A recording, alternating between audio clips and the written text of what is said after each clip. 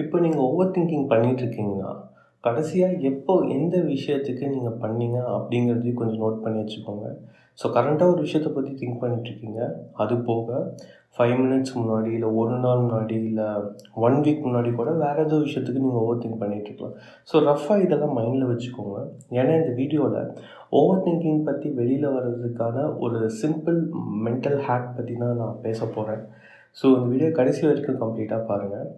So எப்பவுமே பார்த்தீங்கன்னா, நம்ம அந்த மொமெண்ட்ல இருக்கிற பெரிய பிரச்சனை, இல்ல ஒரு அன்ரிசால்வ்டு விஷயத்த பத்தி தான் ஓவர் திங்க் பண்ணிட்டுருப்போம்.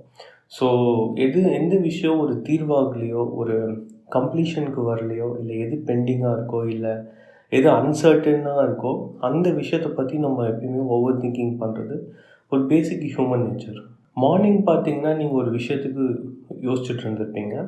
ஈவினிங் பார்த்தீங்கன்னா, அத விட அந்த மொமெண்ட்ல எது பெரிய விஷயமோ, அத எடுத்து ஓவர் திங்க் பண்ணிட்டுருப்பீங்க. சில இடத்துல நீங்க அத எக்ஸ்பீரியன்ஸ் பண்ணியிருக்கலாம். இப்போ இந்த நிமிஷம் ஒரு விஷயத்த பத்தி பெருசா, டீப்பா யோசிச்சுட்ருப்போம். திரும்ப திரும்ப ஓவர் திங்க் பண்ணி ஸ்ட்ரெஸ் ஆயிட்டுருப்போம். சடனா அத விட ஒரு பெரிய விஷயம், ஒரு பெரிய பிரச்சனையோ, இல்ல தீர்க்க முடியாத விஷயமோ வரும்போது, டக்குன்னு அந்த ஸ்ட்ரெஸ் இங் பழைய விஷயத்துலேருந்து புது விஷயத்துக்கு அப்படியே ட்ரான்ஸ்ஃபர் ஆகுறத நீங்க எக்ஸ்பீரியன்ஸ் பண்ணியிருப்பீங்க, ஃபீல் பண்ணியிருப்பீங்க. ஸோ எப்பயுமே பார்த்தீங்கன்னா, அந்த இடத்துல எது பெருசா இருக்கோ, எது வந்து நமக்கு ப்ராப்ளமேட்டிக்கா இருக்கோ, இல்ல தீர்க்க முடியலையோ, அதையவே திரும்ப திரும்ப நம்ம என்னைக்குமே யோசிச்சுட்ருப்போம். ஸோ இதுதான் வந்து நம்ம கான்ஷியஸ் நேச்சரும் கூட. ஸோ இதுலேருந்து எப்படி வெளியில வரலாம் அப்படிங்கிறத பார்க்கறதுக்கு முன்னாடி, நான் ஒரு சின்ன ஸ்டோரி ஒண்ணு சொல்லி அத நான் ஸ்டார்ட் பண்றேன். ஸோ நீங்க பார்த்தீங்கன்னா, I think Akbar and Birbal கதைன்னு நினைக்கிறேன். சரியா ஞாபகம் இல்ல. ஸோ அந்த கிங் வந்து ஒரு கோடு போடுவாரு. கோடு போட்டு என்ன சொல்லுவாருன்னா, "ஆ நீ வந்து அந்த கோட்ட அழிக்கவும் கூடாது, மாத்தவும் கூடாது. அத சுத்தி நீ எதுவுமே பண்ணக்கூடாது. ஆனா, அந்த கோட்ட வந்து நீ சின்னதாக்கணும்." அப்படின்னு சொன்னோனே, பீர்பால் என்ன பண்ணுவார்ன்னா, அதுக்கு பக்கத்திலேயே ஒரு பெரிய கோடு போடுவாரு. ஸோ அந்த மாதிரி தான் அதே டெக்னிக்க தான் நம்ம இங்க ஃபாலோ பண்ண போறோம்.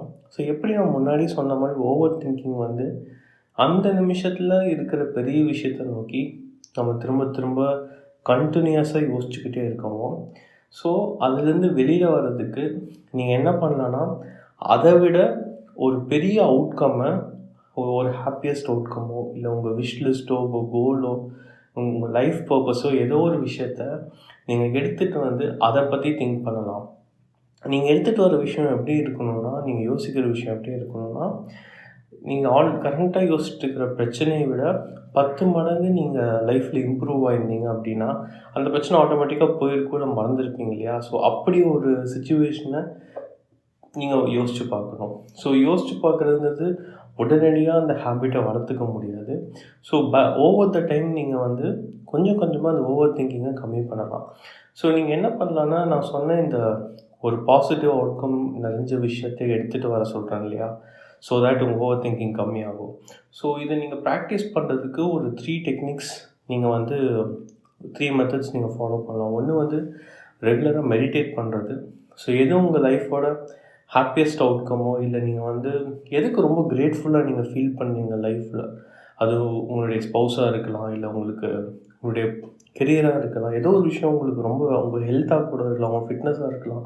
ஸோ ஏதோ ஒரு பெரிய கிரேட்ஃபுல்லான விஷயமோ, இல்ல எது வந்து உங்க லைஃப்ல நீங்க இன்னைக்கு அடைஞ்சா செம்மையா இருக்கும் அப்படின்னு நீங்க தோணுதோ, அந்த விஷயம் எடுத்துட்டு வந்து, நீங்க அத விஷுவலைஸ் பண்ணி பார்க்கறது மூலியமா, நீங்க வந்து ஓவர் த டைம் இந்த விஷயம் உங்க மைண்ட்ல ஒரு ஸ்ட்ராங்கா அமைய ஆரம்பிச்சிடும். ஸோ தட் உங்களுடைய கரண்ட் சிச்சுவேஷன்ஸோ, கரண்ட் ப்ராப்ளம்ஸோ ரொம்ப சின்னதா தெரியும். ஸோ உங்க மைண்டுக்கு வந்து சின்ன விஷயத்துக்கு தாண்டி இது சந்தோஷமான பெரிய விஷயத்த யோசிக்க ஆரம்பிக்கும். செகண்ட் டெக்னிக் வந்து இத பத்தி நீங்க ரெப்பிட்டேட்டிவா டெய்லி எழுதலாம். நீங்க நெறையா thought practices related law of attraction பார்த்தீங்கன்னா, 555, 777 அந்த மாரி நெறைய டெக்னிக்ஸ் இருக்கும். அத பத்தி திருப்பி திருப்பி ஒரு விஷயத்த லைஃப் அப்ஜெக்டிவா அடைஞ்ச மாரி ஒரு 55 டைம்ஸ் எழுதும்போது, ஸோ உங்களுக்கு ரெப்பிட்டேட்டிவா அந்த விஷயங்கள பதிய வைக்கும்போது, உங்க மைண்டு டெய்லி இருக்கிற விஷயங்கள ப்ரையாரிட்டைஸ் பண்றத விட்டுட்டு, முக்கியமான உங்க எண்ட் கோல பத்தி யோசிக்க ஆரம்பிச்சிடும். ஸோ தட் உங்களுடைய கரண்ட்ல இருக்கிற ப்ராப்ளம்ஸ்லாம் ரொம்ப சின்னதா தெரிய ஆரம்பிக்கும். நீங்க வந்து நெக்லெக்ட் பண்ண ஆரம்பிச்சுருவீங்க. ஸோ ஆக்சுவலா என்ன ஆகும்னா, நீங்க லைஃப்ல ஆக்ஷன் எடுப்பீங்க. பட் வந்து என்னன்னா, மென்டல் எனர்ஜி அதுக்கு கன்சியூம் ஆகாது, குடுக்க மாட்டீங்க. ஏன்னா நீங்க பெரிய விஷயத்த நோக்கி போறதுனால. 3வது விஷயம் நீங்க அந்த விஷயம் எந்த ஹாப்பியஸ்ட் கோல் அச்சீவ் ஆன மொமெண்ட்டோ, அந்த கோலோ நீங்க வந்து விஷன் போர்ட் கிரியேட் பண்ணி வச்சுக்கலாம். அத பத்தின இமேஜஸ் இல்ல சின்ன சின்ன ஆம் ஆ என்ன சொல்றது? ஃபோட்டோஸாவோ, இல்ல வந்து மொபைல் வால்பேப்பர் அந்த மாரி கூட நீங்க கிரியேட் பண்ணி வச்சுக்கலாம். ஸோ தட் ரெகுலரா உங்க மைண்டுக்கு நீங்களே ரிமைண்ட் பண்ண ஆரம்பிச்சுருவீங்க. ஸோ கரண்ட்டா உங்க லைஃப்ல இதுதான் இம்பார்ட்டன்ட் அப்படின்னு.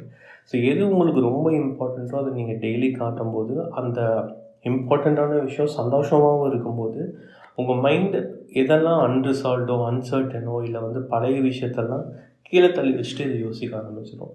ஸோ இத தான் வந்து ஓவர் திங்கிங்லேருந்து வெளியில வர்றதுக்கான ரொம்ப ஈஸியஸ்ட் ப்ராக்டிஸ்.